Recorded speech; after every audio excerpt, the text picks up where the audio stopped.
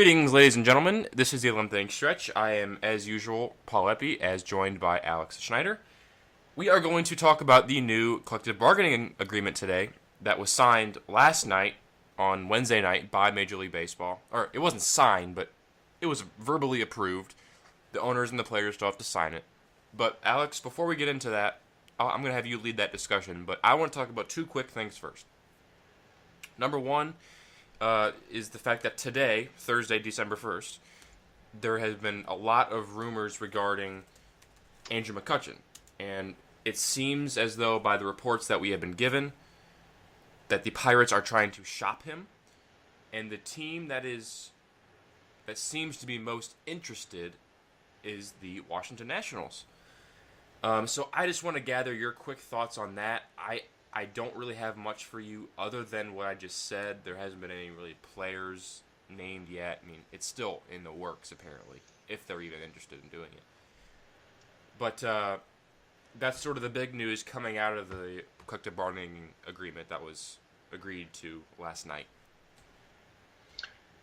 Yeah, but with said CBA and all the new agreements and all this kind of stuff, there were some most people are kind of writing it off as, these changes kind of need to be made, blah, blah, blah. But they're pretty monumental changes, and are going to change the way that the MLB season is, for me, looked at.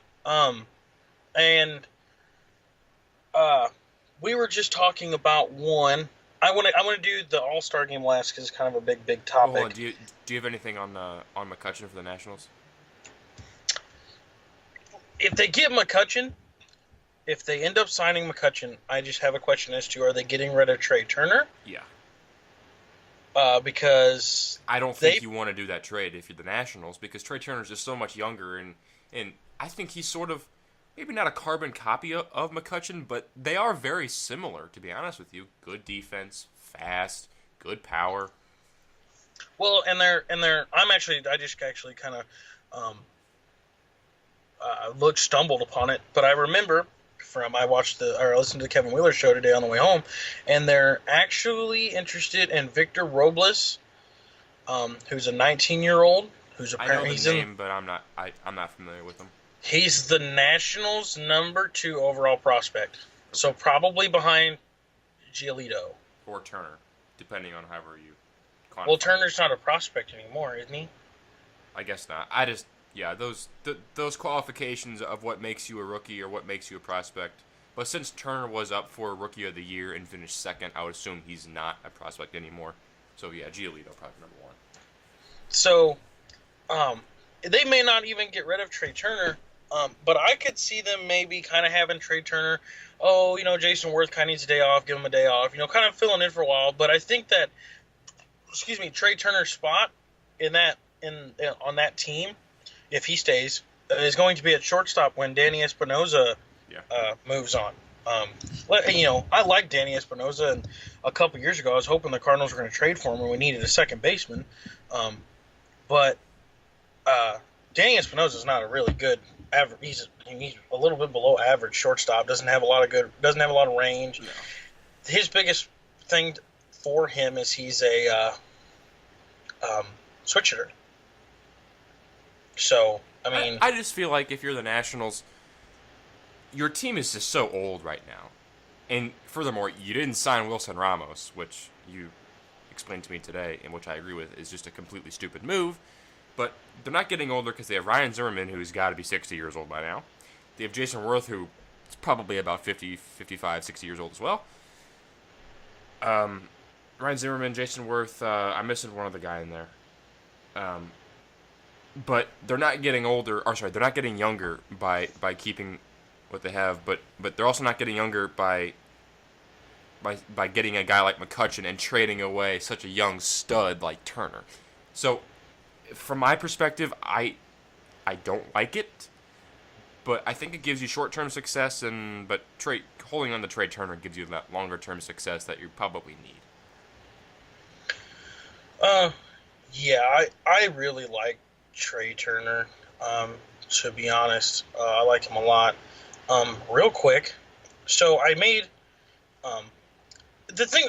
I'm going to end on this with the McCutcheon thing. I'm sorry, I'm kind of sidetracked with other things. The way I'm going to end this McCutcheon thing is if it gets done, it gets done. The problem is I don't know who they're going to get rid of. If they're just going to get rid of this Robles guy, or if the Pirates are going to demand more. Or Giolito or Turner, yeah. Yeah, and then what happens with Trey Turner? That's going to be interesting to me, what happens with him. Real quick, so I made a Facebook Live video the other day. Hopefully you guys got to see that. A little awkward. I shot that in my car in the parking lot at school. But I said that the Cardinals were interested in Turner. Okay, so literally the next day. Well, let's backtrack here for a second. By all reports, they were interested in Turner. That morning of you shooting it and the night before, there was reports coming in that the Cardinals were looking at Turner. So you weren't wrong in that analysis. Oh, no. So literally the next day, they're like, oh, no, it was fake. We're not interested in Turner, which I don't know why I believed either which way of this, if it's coming out of Cardinal camp. But now I'm on MLB.com looking at some hot stove stuff, and this came out at 12:40 Eastern time, so literally an hour and a half ago. Yeah, an hour and a half ago.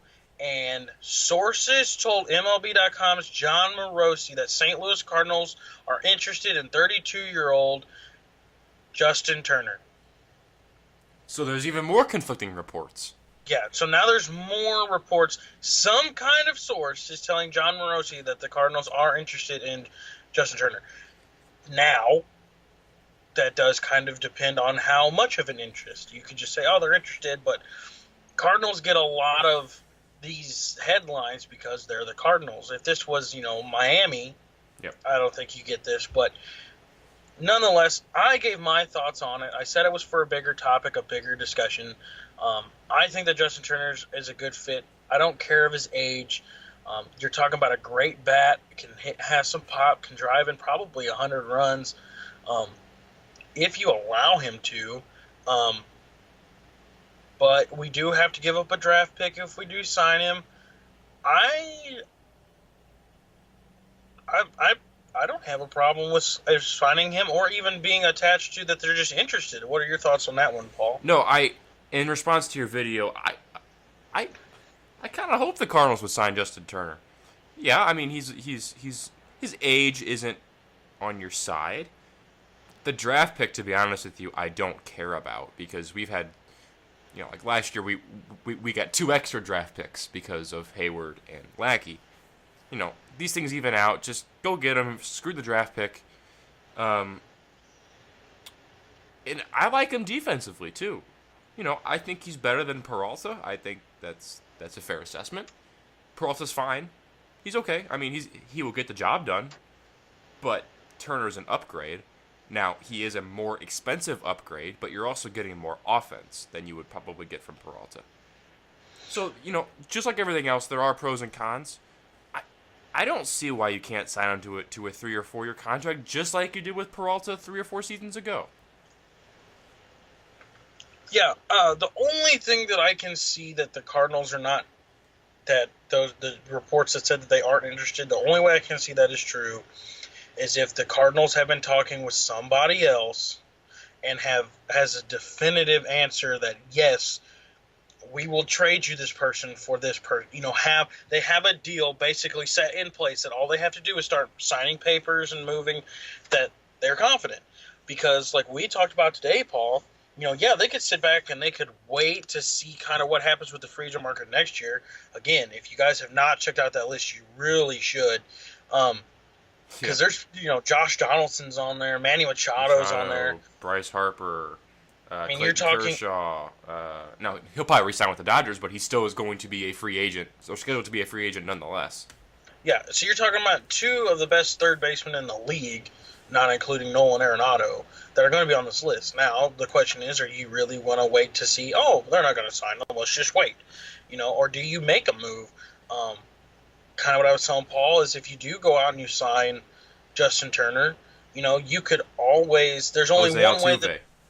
that, but there's only one way that I could see you know, there's I'm there's only one way I can see Lemus Diaz moving to second base, which is a lot of been talked this year, and that is if they sign Manny Machado to play shortstop, which he can still do. If you guys have not seen highlights of him play shortstop, excuse me, you should do that too. But that's the only way. So I'm going to get off of that now, and let's get into this new CBA. Yeah, let's dive into this. I'll let you take her away from here. Okay, so there's three things. One of them's not a huge thing, and I'll hit that one first, and then we'll kind of go up in importance later on. First thing is the smokeless tobacco. They have banned smokeless tobacco to new players. So anybody coming into the league from here on out cannot have smokeless tobacco, I believe, on the field. I think that's what it is. You can't have it on the field. Yeah, like you can't be, chewing dip. Yeah, while on the you're field. playing. Yeah. Yeah. Yeah, does it really fix a lot of the problem that we're having right now? No. But it does fix the problem you have in the future with all the young guys doing it. It's a long-term fix, yeah. Because I'll be honest, Carlos Martinez came up. When he came up, I didn't see tobacco in his mouth. Now he's got tobacco in his mouth. Yeah. Now you can't miss it. It's a big bulge in his cheek. Yeah. Yeah. I'm not going to tell players what they should or shouldn't do. I am no moral authority, and I'm not going to claim to be. But there's no doubting that tobacco is bad for you. It's like smoking or alcohol or anything along those lines. You want to encourage healthy habits, and you don't want players dying early like the late great Tony Gwynn. I mean, he was just such a great guy and such a great character, and just the amazing baseball player that he was. You don't want him dying at age 40 or 50 or whatever he was. Or like Kurt Schilling, who had cancer because of it. Yeah. Like I said, I'm no moral authority on this stuff, but you want your players to be healthy. You want them practicing healthy lifestyles, and they are already doing that because these people are some of the most fit people in the entire world, these professional athletes. But this is still a very unhealthy habit that you still want to curb. Yeah, so like I said, it doesn't affect the now, but they're hoping by when the next CBA comes up in 5 years that it has changed some things. Now, you can look at it that way. I don't think it's going to change anything in the next 5 years either. No, it's going to be 10, 15 years down the road. Yeah, you're looking at, somebody as young as Bryce Harper, who's going to play 20 years, can now still use chewing tobacco. Right.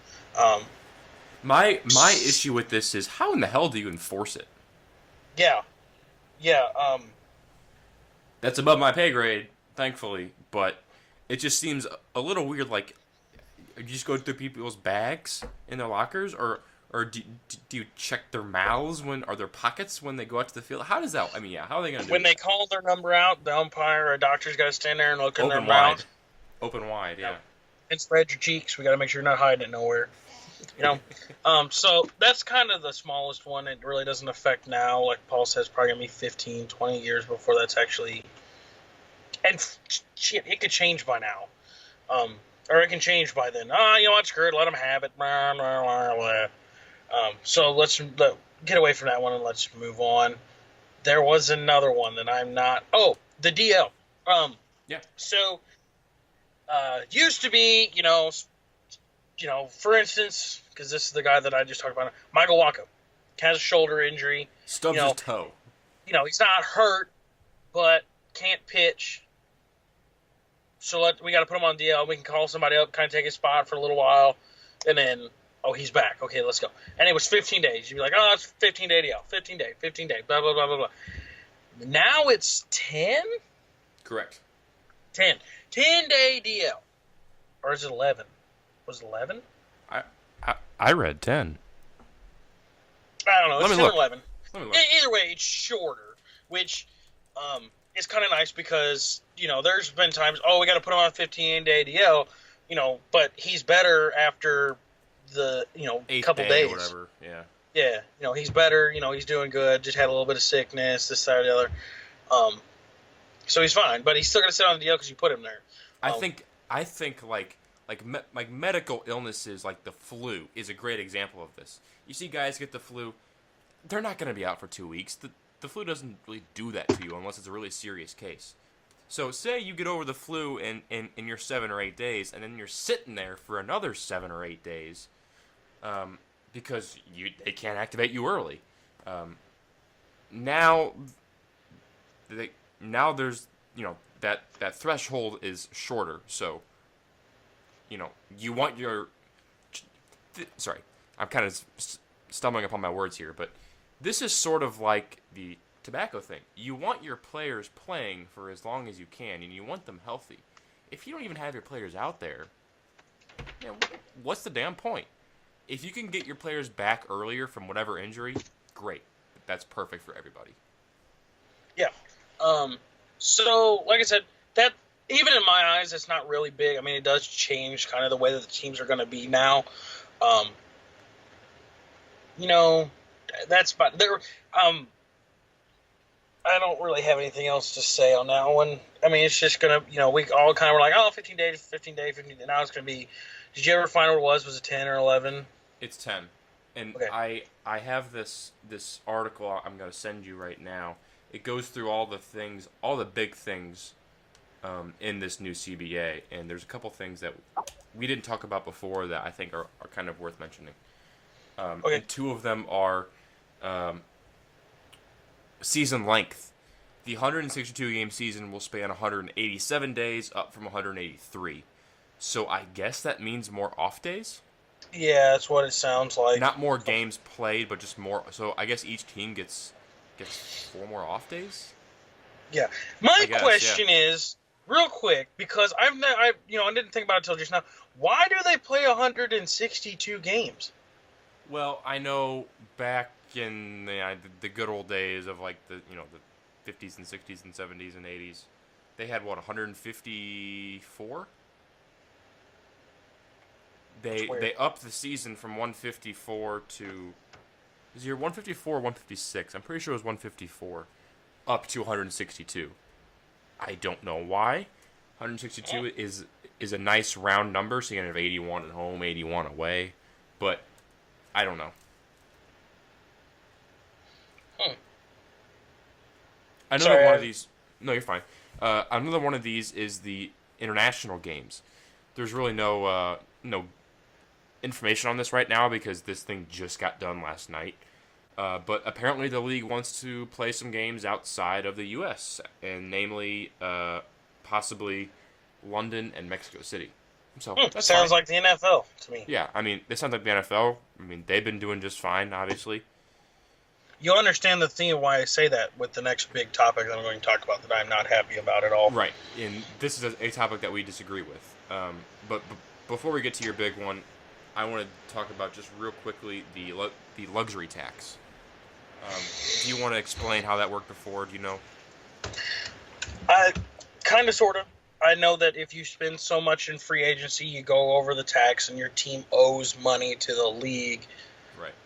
Kind of something like that. And the Yankees have been in it forever. So right. They don't really care. It's not necessarily the free agent signings. It's just your overall payroll. Yeah. So in the last CBA, the threshold was $189 million. So if the Yankees' payroll exceeded $189 million, which it did basically every season, they're going to pay a tax. Now, those tax thresholds are going to be higher. So it'll be $195 million in 2017, then $197 in 2018, then $206, then $209, then $210. Now, the Yankees and the Dodgers are still way over those marks. But this is just going to hopefully persuade them to not spend so much money. But the good old Cardinals are not over that hump yet, so... Well, the Cardinals just don't want to spend money in general. Which is stupid. It is Yeah. time. Well, That's I don't a know. separate podcast. I don't know if it's time right now, but it's definitely next offseason. It's Next time year, yeah. to open up that wallet and that checkbook there, Mr. DeWitt, and get some big names in here. Yes, sir. I mean, we haven't had a big name in St. Louis that we were really super happy about since Albert Pujols. Albert Pujols, and oh boy, that was like 20 years 5 of years just ago. watching dingers. 5 years ago, yeah. All right, Yeah. Alex, I want to get to this. I'll let you introduce this because we you disagree on this. You just think that you can just boss me around, Paul, huh? You just snap your fingers. You're going to introduce this whether you like it or not.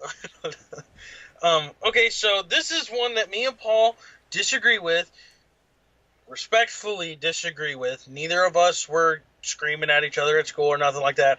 We have our own view, but can see kind of both sides clearly enough to understand kind of what's going on. So, if you haven't seen, the MLB has now referred to it as the NFL now, because their All-Star game means nothing. Absolutely nothing. They took away whoever wins the All-Star game does not get home field advantage. Bravo. So like if the AL won it this year, they got home field advantage. Granted, the AL didn't win, but they got home field advantage. Now, if the AL wins, doesn't matter. Whoever's in the World Series, out of the two teams, whoever has the best regular season record gets home field advantage. Which, now here's my point. I understand, it's kind of stupid that, 84-win team gets home field advantage while this team over here won 162 games. That's stupid. Yes, it is. I understand that. That's not fair. You worked your ass off, basically, and you get screwed in the World Series. I understand that. If the Cubs had lost Game 7, they'd be bitching and whining about it, and rightfully so. But we've seen now, I would say in the past 2 to 3 years, basically since Mike Trout played in an All-Star game, we have seen amazing, talented All-Star games filled with just athleticism and just grinding. They want to win the All-Star game. It's not like the NFL where Drew Brees tries to kick a field goal from the line of scrimmage. It's not stupid and silly. Here's the thing, is I don't think that it's going to reach that level in major leagues. I don't think that it's going to reach a silly level, But I think one thing that will be silly, and this is the kind of thing that I brought up to Paul.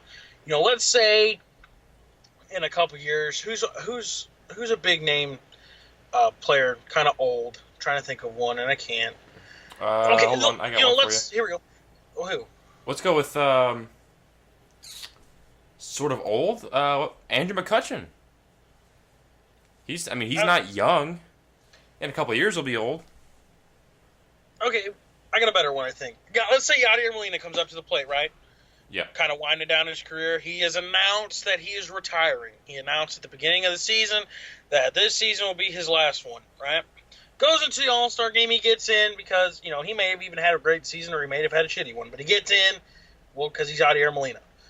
Great, that's awesome, it's wonderful, everybody's happy. But let's say he's going up against, like the toughest pitcher in the AL.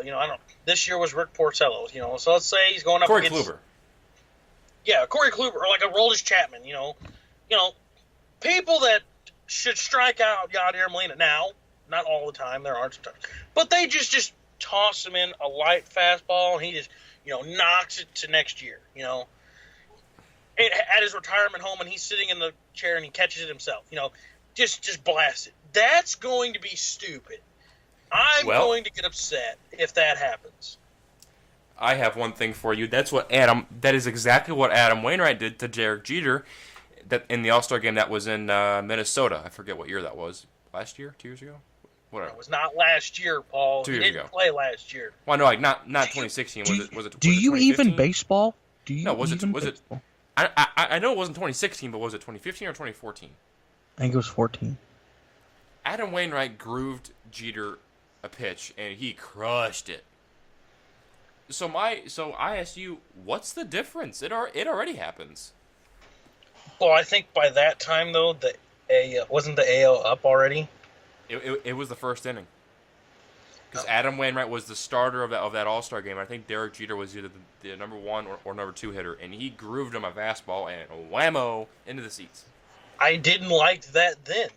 No. You're talking that it could happen every time. So let's say Derek Jeter had 14 at bats that game. You're talking literally every time Derek Jeter comes up to bat, he's just getting front toss and he's just knocking it everywhere, which is stupid. Now, Derek Jeter hit a ball in that game. I believe it bounced off the right field wall and he got a double or something. It was a great hit.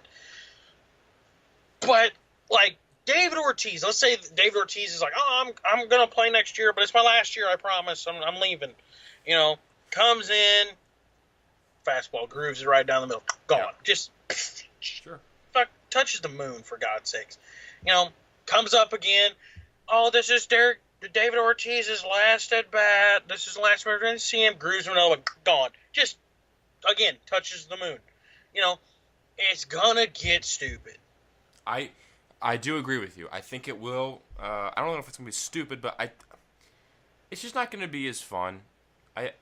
I do agree with that, but, and this is where I disagree with you. I still think they should have made the move that they did by not making it count. Yeah, but I think that they should figure out a way to still make the All-Star game mean something. I agree, and this is the point that I made to you earlier today, and I'm going to say it again. Look, if you're going to make the All-Star game mean something this important, and I think we can agree, World Series home field is pretty important. It's not the be-all, but it's pretty important. No. And if you're going to make that mean something that important to a lot of these teams that are trying to compete for a World Series berth, you should not have the requirement of, oh, we need somebody from every team on here. That is complete BS. Because, look, a couple seasons ago, back before Stanton was really on the scene, back before Jose Fernandez was on the scene for the Marlins, there was an All-Star game. I forget which one, but there was a big hoopla about, well, we need to have somebody from every team on here, and that was one side of the argument. And then the other side of the argument was, no, we don't, because look, like I said, this game means something. So we need to field our best team so the representative from our league can get the home field advantage and hopefully win the World Series. I don't know who was on the Marlins back then, but it was nobody good. It was really nobody good. It was back before Yelich was good. Ozuna was there. Stanton was there. They basically had nobody.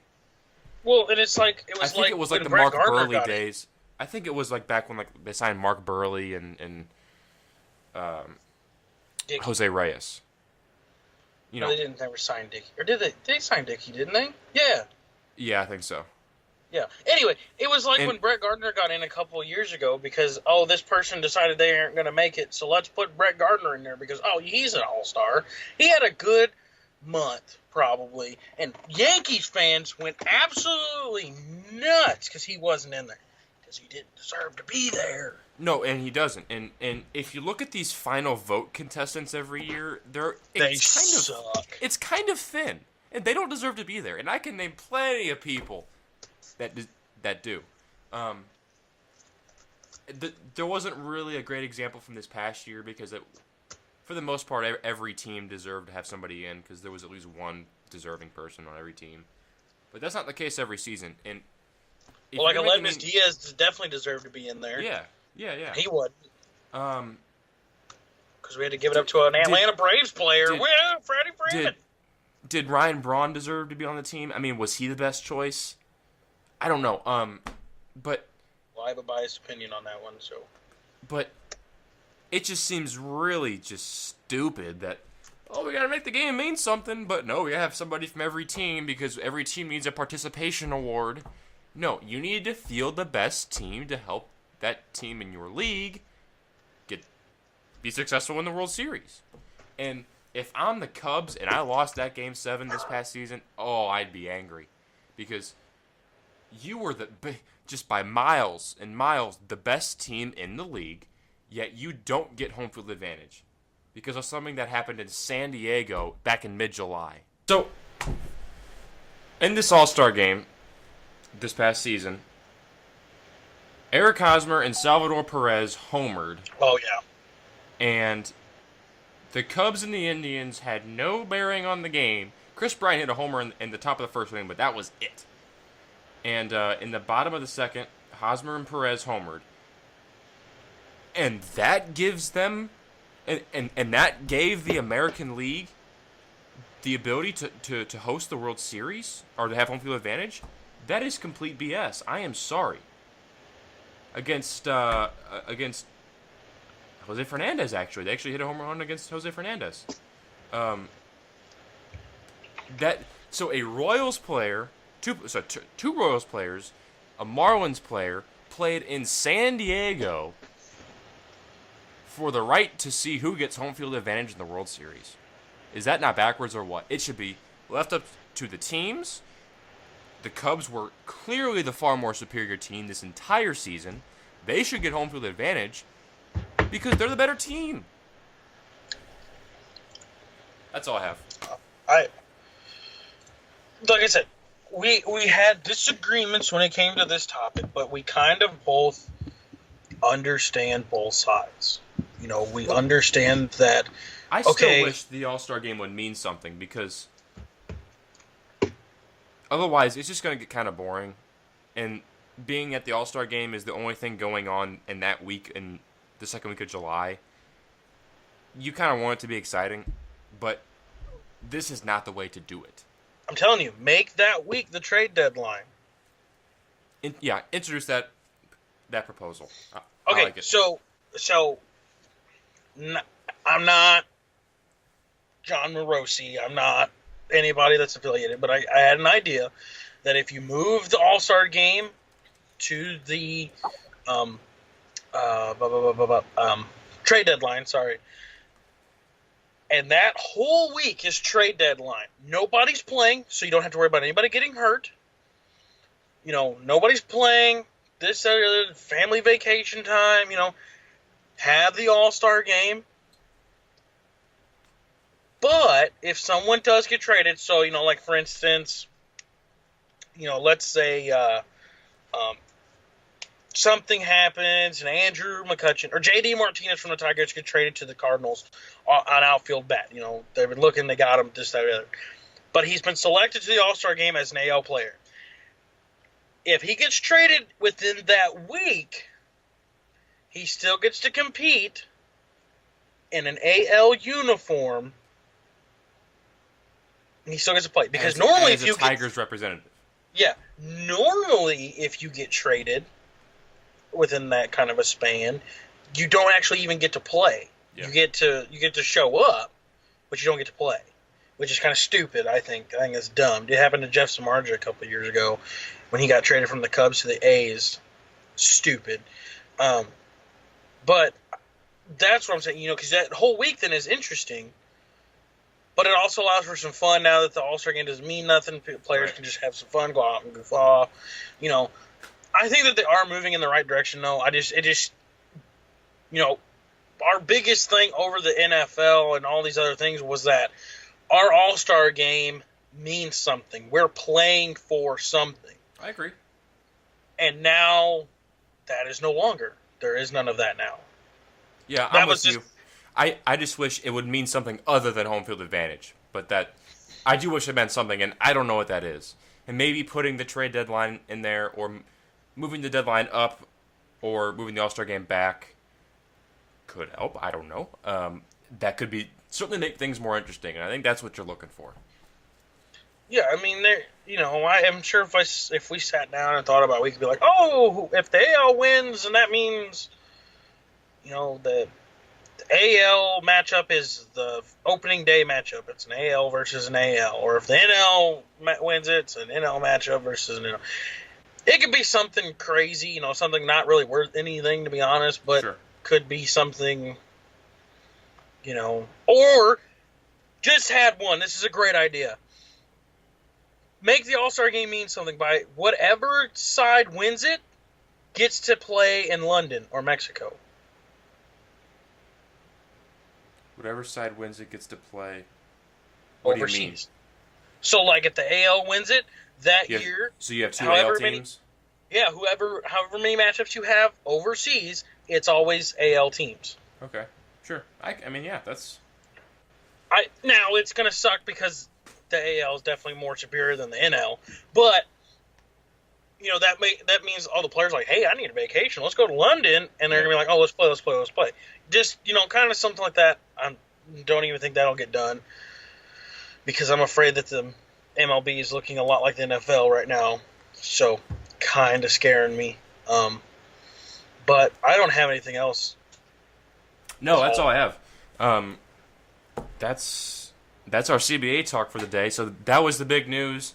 We talked about it briefly today, and we're like, you know what, we should probably put out a podcast in the new CBA. So here we are. We were going to put out a podcast about the replay system, our thoughts on that. That was just sort of an extra podcast to hold everybody over until some news came out. But since this news did come out, we didn't have to do that. So we will release that at some other point during the off season when there's not much to talk about. Alex, it was nice talking to you. Nice to get your thoughts on the CBA, and we'll see how it pans out. I mean, there's a lot of things that are going to have to be ironed out here in the next probably couple of weeks and even into next season. Well, and the good thing is now that the CBA has been reached, we can move on to the winter meetings and get this off season started with hopefully players signing. Yeah, hopefully players are getting signed, and it's actually a busy off season. Yeah. This season last year sucked, but and this part of the year next season is going to be fantastic. Hopefully, mark your calendars. I don't have a calendar. Well, then put it in your phone. I don't like clogging my phone with stuff. All right, well then you don't clog your phone with stuff, and I'm gonna clog my phone with free agency 2017. Phone works. Yeah, I'm having some phone issues, but Chump. wah, boo-hoo. Alex, it was nice talking to you. That is it for us. We are the 11th Inning Stretch. My name is Paul Epi, and have a good weekend, everybody. Bye. Bye. Bye. Bye.